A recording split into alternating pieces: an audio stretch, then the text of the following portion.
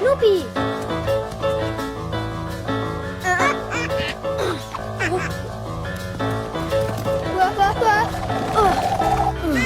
Oh, vile.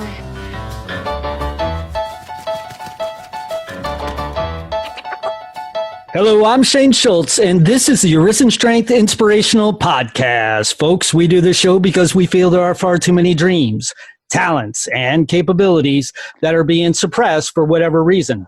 Whether it be injury, illness, or life experiences, these are all situations that have us feel robbed of what it is that makes us special and unique in this world, and that's our passions.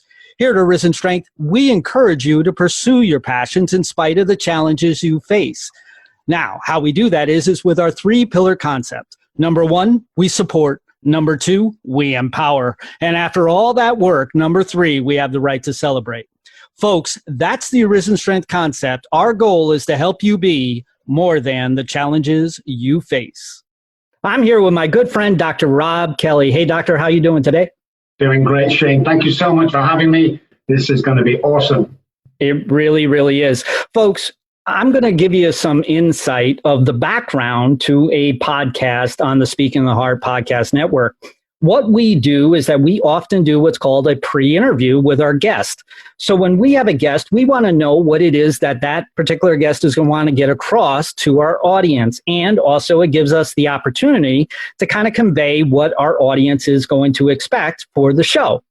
This generally takes about 10 to 15 minutes. And so I happened to have the opportunity in order to be able to do this pre-interview with Dr. Robb the other day, and it was well over an hour. So it seems like we have a whole lot in common, and I think that you're going to enjoy it. With your permission, my audience, what we're going to do is that we're going to have a candid conversation, because the conversation that we had on that day is something that so many people could benefit from. Don't you agree, Doctor? Yeah, without a doubt. I mean, one of the reasons why I still do this event, and that was an awesome pre-interview, by the way. It was great. I really enjoyed it. One of the reasons why I keep doing this is because the awareness, we need to raise the awareness of addiction and alcoholism as a whole, because it's still classed as a dirty illness. And everybody knows somebody who's suffered from addiction, but nobody's saying anything at all. So I think the more we bring it out into the light, the better, because for me, alcoholism, because that was my deal, knowledge of it is 99% of the battle. Absolutely, absolutely. Now, obviously, I keep on calling him Dr. Robb. There's a reason why that is, and that's because I believe he has 2 PhDs, and he is also very credited in regards to his field. You went to Oxford, if I remember right. Yes. So why don't you go ahead and tell us what it is that you did in regards to your schooling and what it is that you do currently? Well, I wanted to be a psychologist because I wanted to study the brain, but I wanted a twist on it. So I wanted to study the brain regarding alcoholism and addiction only, because back in the 80s when I attended the University of Oxford, I knew the brain was more complex regarding alcoholism than we first thought. So I did study psychology, and then I came out and started practicing as a psychologist, but then did another PhD many years later on behavioral science, because I truly believe that to leave the body and the behavior out of addiction and alcoholism is a big mistake. I'll tell you why. Because the body picks up on far more before we relapse or we go for that drug binge. Our body tells us lots of signs and lots of things that we need to realize, because alcoholism will never come to me on a Monday and say, hey, Rob, let's have a drink. There's always stuff that precedes the picking up and the relapse. No question about it. I totally agree with you. And the behavior is something that Dr. Robb knows a lot about. In fact, that he's going to be talking about an aha moment that he had, and it is in regards to behavior. And I can certainly, kind of echo that, because when it came to my particular addiction, which mine wasn't alcohol, it wasn't drugs, it was gambling. It was in regards to being involved into, kind of that right or wrong. I'm either going to be right or I'm going to be wrong. And that's something that I want to bring up to you. I think that you can really resonate with. Now, when it comes to addiction, there's a whole lot of stereotypes to it. The lot of them happen to be very kind of demeaning, as well as kind of like a seedy type feel to it, right? because often there's a lot of pain that comes along with addiction, doesn't it? Yeah, definitely. And my perception was exactly the same. I mean, when somebody said, I think you're an alcoholic, Rob, during my teens and my early 20s, I knew what an alcoholic was. It was a guy stood on the corner, drinking out the brown paper bag with a big overcoat on and string around his waist as a belt. That's an alcoholic. I often do presentations, and I put two pictures up on the PowerPoint, and one of them is of that guy I just described, and the other one is of a businesswoman dressed up with a briefcase. And I ask people, who's the alcoholic? And they always point to the guy. And I say, actually, they both are. It's just that one's gone down further than the other. So alcoholism is the only self-diagnosed illness in the world. So nobody can diagnose you as being alcoholic. 10 DUIs do not make you an alcoholic. It's what happens to the brain when you take alcohol in. But yes, it's very hard to detect, but always discriminated on, always. Yeah. And, there's a lot of reasons why there are a number of different stereotypes that kind of like paint the addict in a, less than appealing light. And that is because there's a lot of pain that goes along with the person that's dealing with the addiction, but also it affects a whole lot of people that are around that person that's dealing with addiction. And, Dr. Robb just explained something that was very evident. When somebody is dealing with an addiction, there doesn't necessarily mean that they are down and out, doesn't necessarily mean that they are dealing with some sort of mental health. Although it's very interesting that now addiction is in the DSM-5 to be categorized in order for a diagnosis to be worked with in the mental health realm of things, which is very important. And a lot of people kind of don't want to hear that. They don't want to hear that because of what it is that they've been affected by in regards to addiction. And so, what we're going to be talking about here is we're going to be talking about the real deal. We're going to be talking about our own firsthand experiences and how it is that, what we've dealt with, what it is that we've tried to do better, and then what it is that has kind of helped us be successful in that. Dr. Robb is somebody who is very accomplished. He has, like I said, he has 2 PhDs. He also was a millionaire at one point in time in his life, as to where he was living the life of what a lot of people would kind of look at as being awesome and something that would be like a dream come true. Is that not right? Definitely. I mean, from the outside, people used to walk past our house and they go, my goodness, he's got it made. People don't even know us, but I know the look at the house. Friends used to tell me, used to walk past your house, Rob, and just go, my goodness, this is it. He's made it, But what they didn't know is inside them net curtains, behind them blinds and curtains, it was absolute mayhem, never to be shown to the outside world. We get that from our parents. Don't let anybody outside the family know this, or we can't afford food tonight, but nobody must know. And we're taught to lie at an early age, especially when you come from a family that's got secrets. Doesn't have to be poor. I picked a girl a couple of years ago now from a hotel. She was in the penthouse suite. It was $5,000 a night, and she was drinking $1,000 bottles of champagne, and that was her low bottom. So, yeah, I don't love it when I find stuff like that, but one of the reasons why I do this is to hire the bottom of other people. You don't have to go down as far as I did, because, the bottom is psychological. It's not material. You don't have to lose everything before you realize. Now, having said that, most alcoholics are stubborn, pig-headed, so whatever you tell them, they're going to disregard. And bearing in mind that people was telling me I was an alcoholic all through my struggles, but yet I didn't realize I was, or accepted that I was, until after being over a year on the streets. And then I realized I was an alcoholic. And when you say the streets, you're not saying like you went from a mansion to an apartment. You're actually talking about the fact that your alcoholism really brought you to the streets. Yeah, so I went from the house to my parents for about 4 days, and they saw how rapid this disease was. Parents to friends, friends to acquaintances, acquaintances to the streets. And the streets, as in not sofa surfing, as some people call it, as in sleeping in bush shelters and living under bushes and, trying to get warm in cardboard boxes when it's pouring down with rain.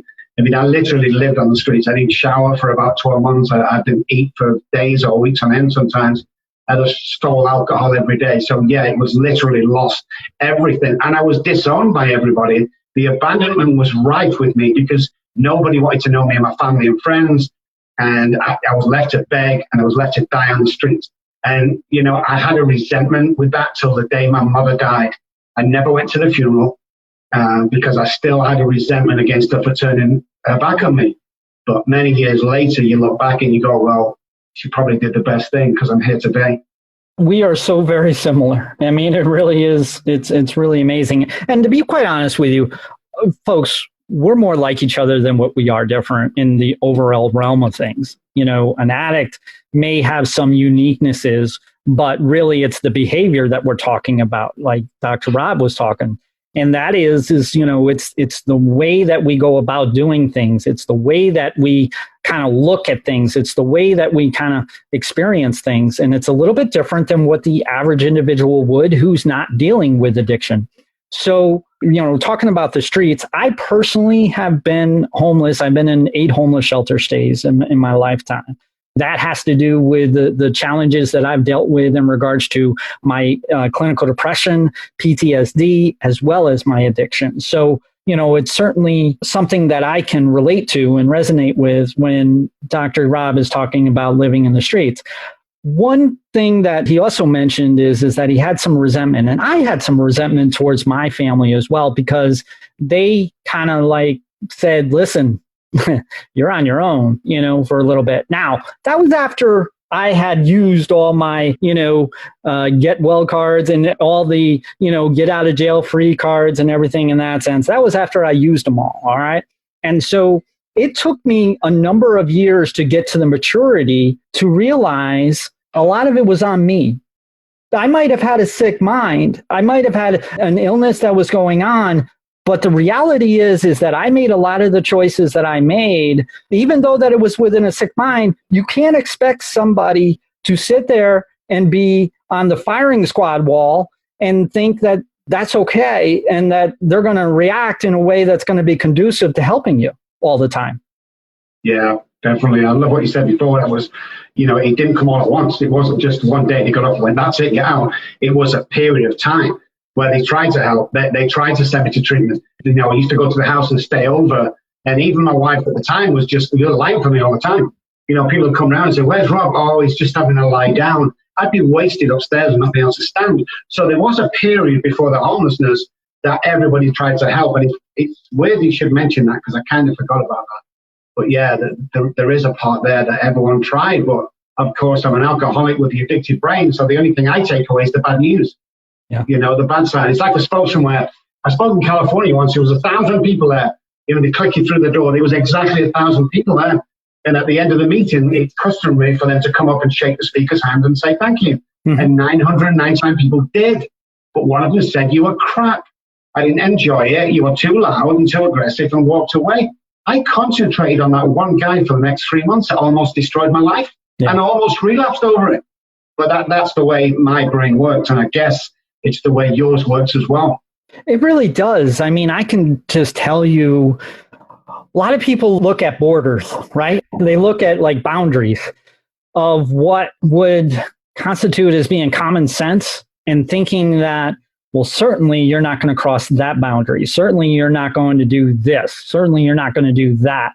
You know, I've got a prime example. My grandmother, who I love dearly, you know, I ended up taking money out of her Bible. It was just, I was subservient to the addiction. I was just subservient to the addiction. It wasn't that I planned on stealing the money. I wasn't doing that. I was only going to borrow it and then I was going to put it back that very evening. It wasn't going to be anything big. It was, you know, something that I had planned and something that has worked for me before and everything in that sense. And so, you know, you hear the ratification that goes on with our mindset that kind of makes things the way that they happen to be. Well, it turned out that my grandmother had given me a check at one point in time, and I went ahead and I went to the bank and I cashed it. So here's the thing. My family didn't know about this. And then they did know about it. And there was some point in time, as I forget what day it was or anything, it was like a summer's day. And I come home from work and I was living at my parents' house at the time. And I remember pulling in the driveway and there were a few different cars that were there that were family members. And this was kind of out of the ordinary. So I was definitely had my red flag going up. And so I kind of walked up and I was looking, and I had heard some conversation of what was going on. And what they were doing was an intervention. They were planning on doing an intervention with me. And I recall saying, I need to, get out of here in order to be able to kind of figure things out. So I went downstairs as if like I was going to go out the garage door. And there's my father literally unhinging the garage door so as to be able to keep me within the house. And I happened to see it, and I was able to get out the door just in time to be able to get into my car. My mother came out the front door. She goes, "Where are you going?" And I'm like, "I'll be right back." And I didn't come back for a few months. So I totally understand what it is that you're talking about. And again, we're talking about that behavior of what somebody would do. Now, let me ask a question. Now, somebody who deals with PTSD, how much does addiction have to do with survival mode? Oh, great question. No one's asked that question before. Oh my God. So the hypothalamus, which is at the back of the brain, just near the prehistoric brain, it secretes into the brain the fight or flight chemical. So it tells normal people to eat food and drink water to survive. It's a survival instinct. It's a basic PTSD, go to your comfort blanket, survival instinct. With the alcoholic or an addict, it tells us to drink alcohol or take drugs. And that's why an alcoholic can go weeks or even months without eating food or drinking water, because the brain is telling us just to do that. And that's part of trauma. Wherever there's alcoholism, there is always trauma, always trauma. Now, obviously, some people are going, well, I don't think that's true. Well, it is, because we have to define trauma. So what is childhood trauma? So I came up with this. Anything less than nurturing as a child is child abuse, because we'll pick that up, especially the addictive brain. Stop doing that, you idiot. We'll stop it. You can't do that. Pick that bloody pen up, you clown. Whatever it may be, we're going to grab hold of that and we're going to use that against ourselves, because self-dialogue is the most important thing to the alcoholic, and it can kill us stone dead. I mean, it's the alcohol that kills at the end. It's like the bullet kills you, but you got to pick the gun up first and fire it. And the picking up and firing for me is self-dialogue.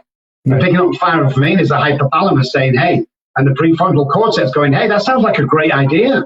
That's the alcohol. Yeah, let's go on a binge for 2 or 3 months and see what happens and see if we wake up. And I've woke up in some places where I thought I was dead, because that's where it takes me every single time. So yeah, it's 100%.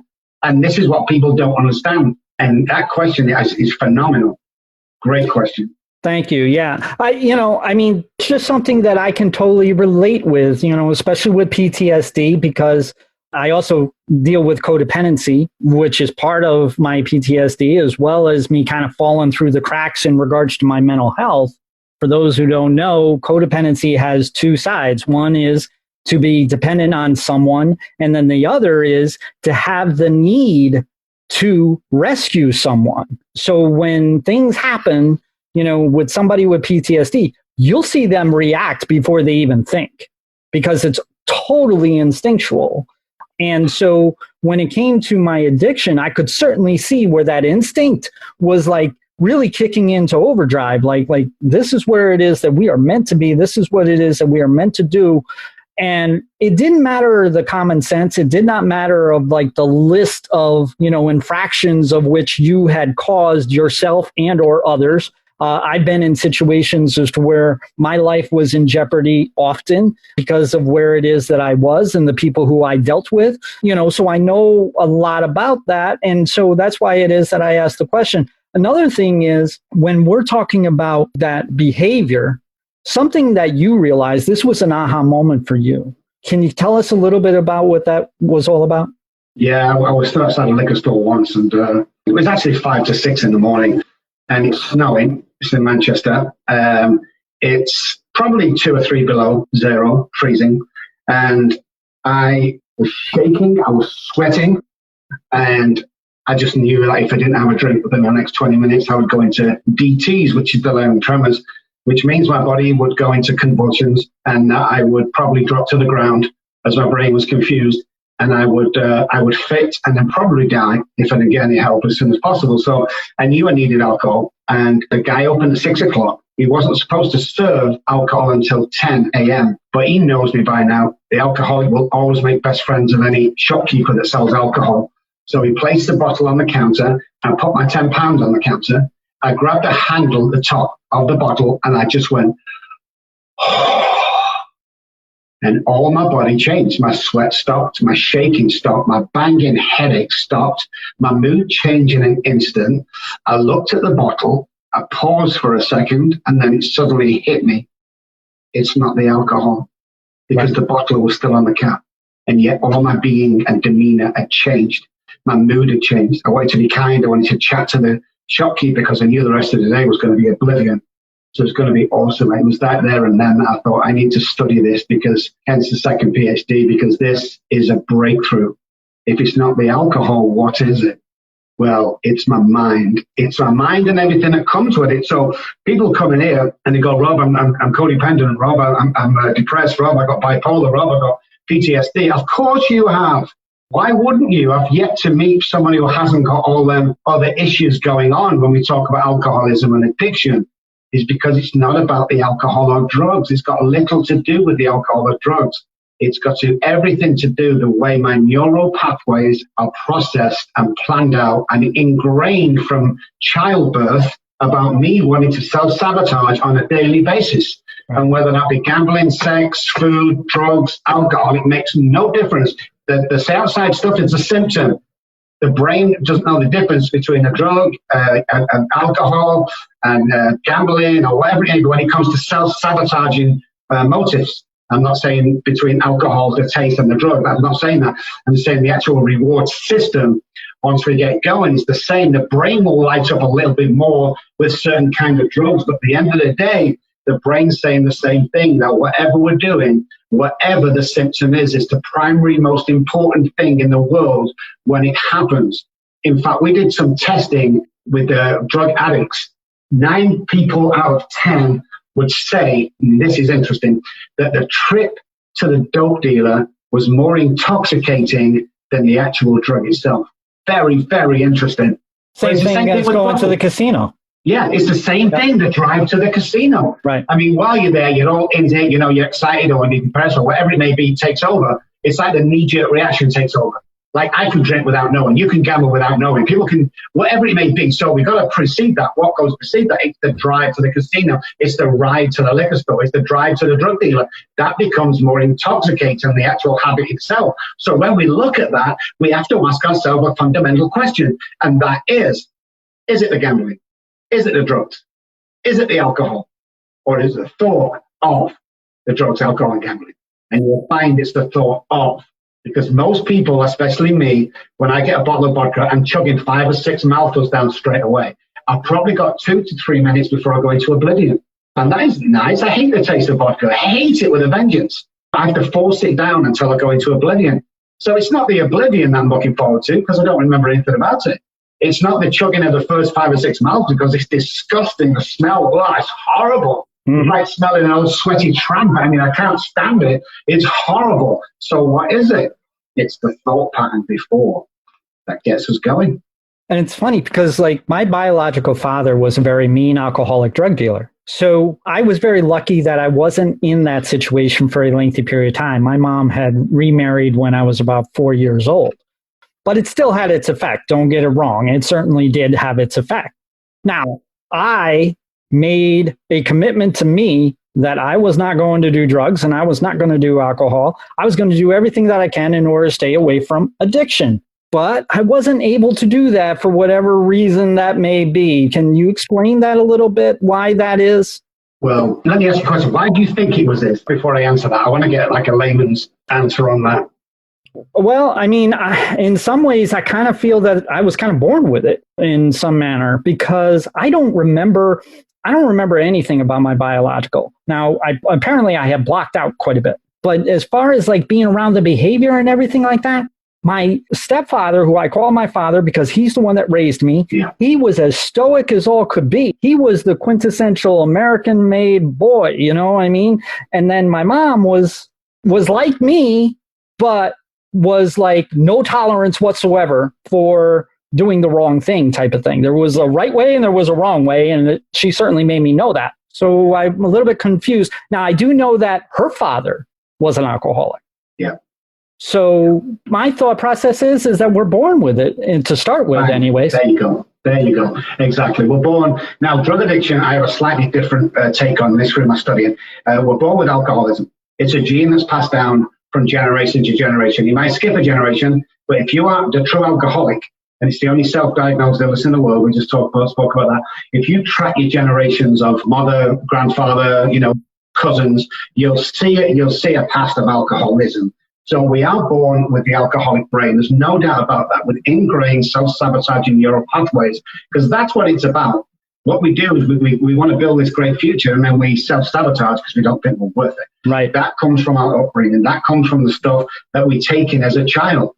That comes from families, whether rich or poor, it makes no difference. But it's the stuff that we grab a hold of as a child, which later forms the way we think. So the key to addiction is to go back to the scene of the crime, as we say, and clear all that stuff up. And we often say to people, if you don't think you're worthy, if you don't think you've got enough, I want to apologize to you, because somebody has put that there. Because everybody's born, they want to succeed, they want to be the best, they want to impress their mums and dads, especially dads. So if someone's put that there, it's hard to get rid of that. But yeah, it's the upbringing, it's hereditary. Now, drugs are slightly different from me.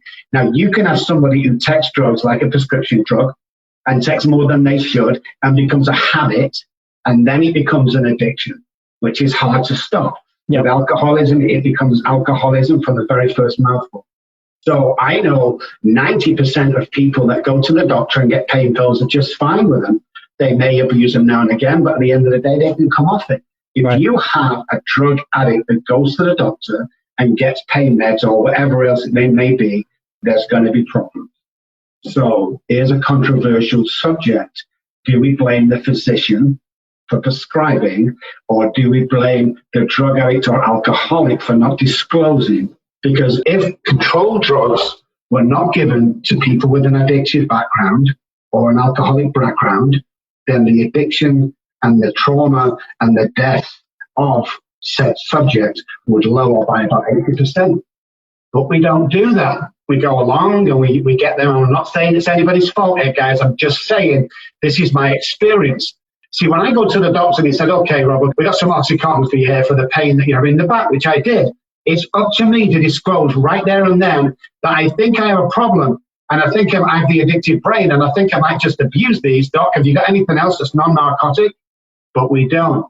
The moms and dads, especially the moms, the soccer moms go there. Oh, Oxycontin, I've heard about them. Yeah, they're supposed to be there. Oh, no, I'll be just fine on them. You have to disclose the addictive behavior. It doesn't mean you have to be drinking every day. It means, you can't have one of anything. I walk into a sandwich shop with a friend of mine. I go, hey, buddy, what do you want? He says, I'll have a sandwich. I said, is that it? He goes, yeah. What are you getting? I said, well, I'm getting a sandwich. I get a bag of chips. I want 2 cans of that, one of them, and a donut. And he goes, we just come for a sandwich. I said, I know, but I have the addicted brain. And these are the things we know, I don't want 1 kid, I want 2. I want a car every single year, hobby, because I want a new car. These are the things we need to look at, Like I say, it goes back to drug addicts is not the guy on the corner selling drugs. It's the moms, it's the dads, it's the brothers, it's the well-respected CEO, it's the Wall Street, guru who's banging cocaine every day. This is what we need to look at, but nobody wants to look at it. And I'll tell you why they don't, because there's no money in getting people well. It doesn't make money. The pharmaceutical company will not stand for that.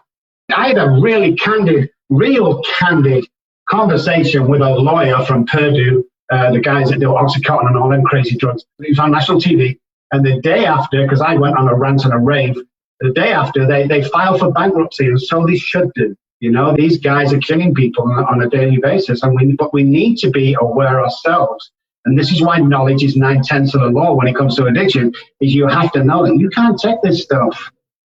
No, speaking about, knowledge, and correct me if I'm wrong on this, but I believe I'm right on some of the things that I've heard and understood. You dealing with the neural pathways.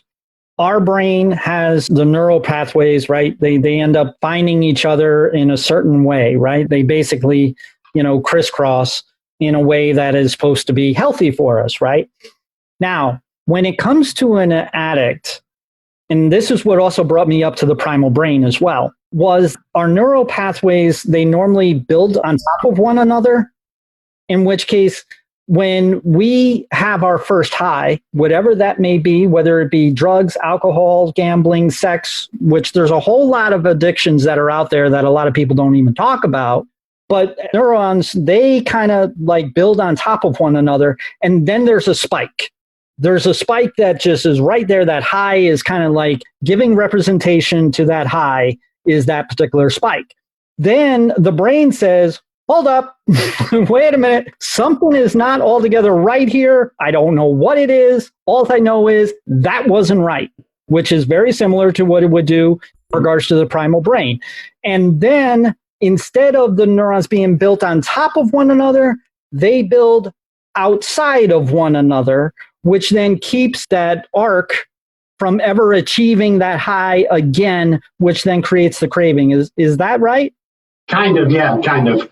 Yeah, that's exactly what happens. It's my neurons fire like crazy whenever I take dopamine, create dopamine, or whenever I take any kind of drug or anything. They fire like crazy. But what happens is the more they fire for me, as opposed to the next door neighbor that fires every now and again and thinks, oh, that's pretty cool. That was a night out. That's okay. Mine fire constantly whenever I take this stuff. But what happens is mine get worn out. And when they get worn out, I'm going to need more drugs or more alcohol to try and get them to fire again. Okay. And that's what happens. The brain, the prefrontal cortex has one job. Its only job is to come up with an answer as quick as possible to any problem that's given to it. It's absolutely amazing at doing that very, very quickly. It's part of the fight or flight thing. The only thing is with the alcoholic addicted brain is it doesn't have to be the right answer. So even though the normal layman on the street would probably go, hey, this is not good for me, or I'm a little bit out of control, the alcoholic brain will go, yes, yes, yes, yes, give it to me. Give it to me, give it to me all the time, because this stimulates our brain and sets them neurons off firing like crazy. Now, the self-sabotaging neural pathways, a neural pathway, for those people who don't know, is a learned behavior. So let's say you're driving a car. I mean, you wonder why you can get in the car, drive the car, talk on the phone, speak to your friend, have the music playing, and listen to the birds singing outside. You think it was not possible to do all that. But it is, because neural pathways have been built for driving the car. There are billions in the head. So that's a neural pathway that you start. If you start doing that for 10 or 20 years, you need to concentrate when you got back in the car. But they become on a daily basis knee-jerk, that's what we call knee-jerk neural pathways that happen anyway. Now, because of our mapping when we're a child, the alcoholic brain starts self-sabotaging because it hears that you're not good enough. It hears that, stop that, you stupid idiot. You know, I've told you to be quiet. What's wrong with you? Children should be seen and not heard. All this stuff that we take on as a child, the alcoholic brain will store that in the subconscious brain. And it will produce it at the most inapt times, when it will come back and what we say is bite you on the ass unless you deal with it. And that's the stuff that gets us every time. So if you're looking back to clear some stuff up to stop all this happening, it's not the $10 you stole off your grandmother 50 years ago that's keeping you sick. It's the grosser handicaps, as the big book talks about. It's the stuff that you take into the grave with you. It's the stuff that's been ingrained in your thought pattern as a child. And that's what we need to look at. But yeah, it's so complex. Yet what we do is we try and make it simple, you know, by saying that the alcoholic is a self-sabotaging life, where no matter what happens, you will self-destruct given any amount of time. So that's why after 90 days, the brain kind of resets itself a little and chemicals are sort of leveled out, hence the 90-day program. But, you know, every 90 days, you're going to start thinking that you're not good enough. You can't do this or you can't do that. You know, we're here, Robb Kelly Recovery, who specializes in a couple of things: changing neural pathways and building the soul and building the reputation. Because you can be anything you want if you're surrounded by the right people. So show me your friends and I'll show you your future, period. End of story. You know, it's the people we hang around with. We need to hang around people that are building us up if we have the alcoholic brain. We need to hang around people that believe in us, which may be come up with a saying, which is never share your dreams with people who never share your dreams. And the only way you're going to succeed is people around you telling you can succeed. Because the only reason why, you know, I know I'm good is because people have told me. I don't know if I'm good enough. I have no idea. And then when people stop telling you because they think you already know, that's when we start looking at trouble, especially with my brain. And I have to watch internal dialogue, because my ego can get the better of me sometimes, especially when I just come off set and there's a limousine waiting for me and, taking me to the airport and all this crazy stuff that normal people don't do. I can get carried away with that, but that's dangerous for me. That can kill me if I'm not careful. Yeah, the way that I always talk about it is that I love what I like, right? Yes. You just end up liking something, and it's there's no boundary there. It's like I have to have it, and it's not only with things. It's not only with like whether it be drink or whether it be food or whether it be whatever that is. It's also the fact that we also have our, like with my gambling, I believe it also kind of had a two-facet purpose, because we want to validate the way that we think and feel, right? So now you're talking about the behavior of which has developed that then leads to addiction. In other words, the addiction is literally 2-3 down the road. It's not the actual primary thing. So what happens is for me, when it comes to gambling is that I get a yes or I get a no. That's it. I either win or I lose. And here's the crazy part, folks, something that will take probably a century for you to understand if you're not an addict, is the fact that either answer, I'm validated. I'm validated because I have it built in within me to be that person that doesn't deserve to receive, doesn't deserve to succeed, is somebody who, doesn't deserve this or isn't a good enough for that. So there's that. And then there's the, I've been trying to fight my way through this for a long time. So using personal development and everything like that. So all the existential pieces of me that's kind of like that I'm reaching for is validating when I win and I am successful. So either way, in some manner, I am being appeased. I am being satisfied to the point of either I'm feeling the way that I'm thinking and feeling, or it's something that I want to feel and think about, as a success. That's something like you talk about the subconscious, man. I like to take mine out for a long walk, because for me, folks, if you don't understand this, the subconscious literally learns by our patterns. It knows nothing unless if by our patterns. So we basically have our patterns of living and thinking, right? However that would be. The subconscious then takes note of what that pattern is. And so here's the problem. The subconscious then will enforce our patterns, right? It'll enforce our patterns. So what's happening is that our patterns are developing the subconscious, and the subconscious is enforcing our patterns. And if you are having a pattern that is not healthy for you, you're in trouble. And that is where addiction really goes. Yeah, definitely. And there's a few things that lead up to that, especially not feeling good enough, or not feeling loved, or not feeling like a winner. And things I found in America, and this is no disrespect to anybody, is that at school, everybody gets a first win trophy. Everyone gets a trophy at school. Everyone's got to win. Everyone's got to be nice, and everyone's all together. No, there are second, third, fourth, and fifth places in life. You have to learn to deal with defeat and move on, because if you don't, it's going to bite you on the ass. And that's something I found. We had a patient once that his father was a professional racer. He was a marathon runner, and he was very successful. And he tried to make his son a runner. And he went to school, and he had this race. And first, second, and third got a T-shirt, and there was only 5 in the race. So they set off, and his dad's on the side around, he's shouting and screaming at him to win, and he came in 4th. Now, his dad never spoke to him for a month because he was disgusted with him, and he had all sorts of PTSD from that and trauma from that. When we sat down and went back to the scene of the crime, we came to the conclusion that Greg had been chasing that T-shirt for 30 years, and that had ruined his life. And we need to go back and look at, these things that happen to us. It's like, we need to realize that defeat is okay sometimes. That coming second, third, and fourth is okay sometimes.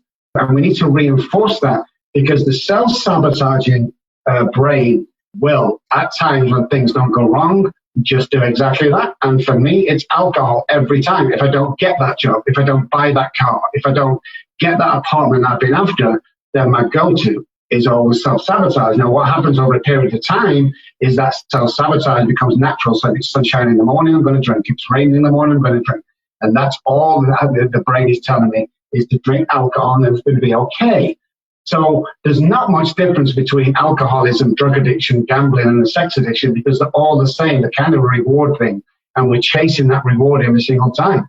So if we think about it, and this was another aha moment, as I don't know about you, Shane, when you did your first bet or your first gamble, but with me, for the next 20-something years, I was chasing the feeling from that first drink, and I never got it back. But I'm chasing it under the illusion one day I will find the same relief, and I never did. So that tells us something about the brain. Our neurons firing like crazy, brain going, oh, I love this, body going, oh my God, the central nervous system all calming down to once again, when we stop drinking, for the thought of it to get excited again and then calm down again. And these are the things we need to look at whenever we're talking addiction, is listen to your body. You know, the gut feeling that people have, it's kind of gone away now. What's your gut feeling say? Like, that is real, guys. That goes back to the tribal days, when somebody in the tribe, when they sleep at night time, would get a gut feeling, wake the rest of the tribe up and tell them there's danger near. You know, but we don't listen to that gut feeling. We don't feel that heaviness in the heart or the shoulders or the neck, you know, when something's going to happen, because the body will always give it away. And you need to listen to that and change the way you think, or change behavior as quick as possible, because as soon as that happens, the subconscious brain that says, hey, let's do this. And the body has gone, don't think it's a good idea. And if you don't catch that, once it goes up to the subconscious addictive brain, all bets are off. Yeah, like you've explained it in other interviews that I've seen. It's like that fork in the road, like literally it's the fork in the road where you're going to take a healthy decision or whether you're going to take a decision that's not so healthy. And it's like a split nanosecond where you are really making that decision within that moment. Can you explain that a little bit? Yeah, but what happens is once you get into recovery, before you do it, it's a nanosecond, you've got no choice. Self-sabotaging will 9 out of 10 times win the argument there. But what happens is when you build new neural pathways around the self-sabotaging one, then it becomes a fork in the road once you're in recovery, or, you know, in away from drugs or gambling or sex, whatever it may be. So what we found, because we've timed this with about 50 patients, is once the body says yes, prefrontal cortex is ready to go, that thought pattern in the head hits that fork in the road. And what we found is the time before it hits that fork in the road is around 7.3 seconds. During that time frame, you can redirect self-sabotaging thoughts. Now, self-goodness, self-care, right decision neural pathways have to be in place. So you have to build them just like learning to drive a car. You have to build them. So you've got self-sabotaging and you've got self-care. 7.3 seconds you can redirect. And that is our forte. That's what we specialize in, is redirecting at that time frame every single time to make sure you go down the right neural pathway, which feeds the body and not the brain to go, hey, let's self-destruct. Which is one of the reasons why in all the 12-step programs, you'll have a phone list. You'll have a phone list as to where that phone list is not supposed to leave you. It's supposed to be with you wherever it is that you are, because there is no real way of telling what's going to lead you to having those thoughts, you know, self-sabotaging thoughts, or kind of like as a domino effect. And I've had a number of situations where I was very successful. I was looked at as if like I knew, like I was above and beyond what the average individual would be, especially in my field of work and everything. And often what would end up happening is that would change. It would do like a roundabout face, and it would be like, what just happened here? Like, I mean, it's almost as if, like, I talk about it a lot with friends. It's like walking an old lady across the street, you know, doing the right thing, right? That no good deed goes unpunished type of thing. Walking her across the street and you wish her a great day. And, you know, when you turn around and next thing you know, you get hit by the pocketbook. And it's like, you just don't understand what the heck that was all about. But it's, you know, it's life on life's terms. And that's something that we really have a difficulty with when it comes to be addiction. Listen, folks, we cannot answer every question in regards to addiction in one show. There's just no way. I mean, it really does take a dedicated effort in order to make a difference in an addict's life. in order to be able to get there. Yes, there is the 90 days. That absolutely is true. That's with any pattern, folks. Any pattern, if you want to break a pattern, it's going to take you anywhere between 60 and 90 days in order to do that. And when it comes to addiction, often there is a built-in, you want to talk about built-in, there's a built-in of decades of abuse that you are working your way through. So yes, it starts with 90 days, but it doesn't end there by any means. In fact, when it comes to the 12-step programs, the second year is actually the worst year than what you would think the first year would be. But the first year actually has like a, almost like, whew, I'm okay now because I'm around people who understand. Yeah, it's amazing. And, and that knowledge of that is good, like we just said. Yeah. And so what we're going to do is that obviously we can't do justice with a whole discussion about addiction in one show. Tell me a little bit about what it is that you're doing now, what it is that you're looking to make a difference in, and how you're looking to make a difference. Because I'm looking, for those of you who are not seeing a video or anything, I'm looking at Robb Kelly Recovery Group, which is right behind you. Why don't you go ahead and tell us a little bit about that? Robb Kelly Recovery Group was formed some years ago back in the UK. And what it is, it's a different kind of treatment program. We're IOP only, so it's 1 hour a day for 90 days. And what we're doing is we're changing neural pathways. We specialize in neuroplasticity. We specialize in neuro-linguistic programming. And we specialize in changing your thought pattern around and your behavior around addiction. We also include the family. So when you come to us on day 1 and you leave on day 90, you don't just leave on day 90 going, okay, well, I'll stop drinking and taking alcohol. What next? What we do is we get that job for you, we get that girlfriend back, we help you buy that car, and we help you move into the apartment. So when you do live us in 90 days, your whole being has changed and your life is taken off, and now you're excited about life. That's what we specialize in. We're the only company in the world that actually does this. And if you completely follow our program, we will offer you a money-back guarantee if you relapse again whilst following the program. Nobody else does that in the world. Why?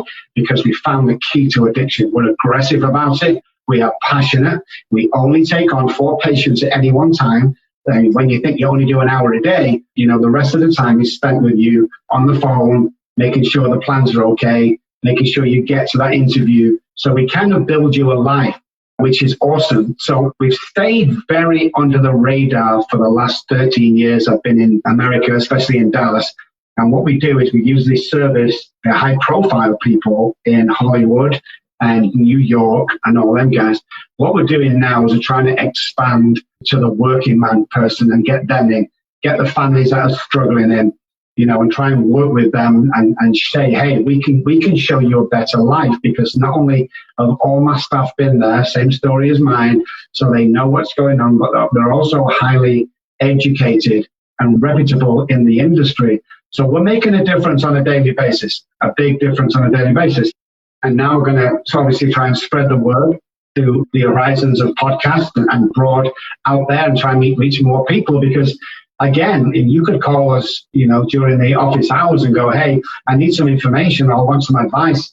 We go, yeah, it's not going to cost you anything. Let me tell you, no, you don't need to come to us. You need to go to this place over there because they specialize in this and we don't. We're not just going to take you on to get your pocketbook out and write that check. We don't do that. We don't have to do that. So we're lucky. I'm in a great position where I don't have to work. I could pack it all in today, but I'm sick to death of watching people die. Our success rate is 97%.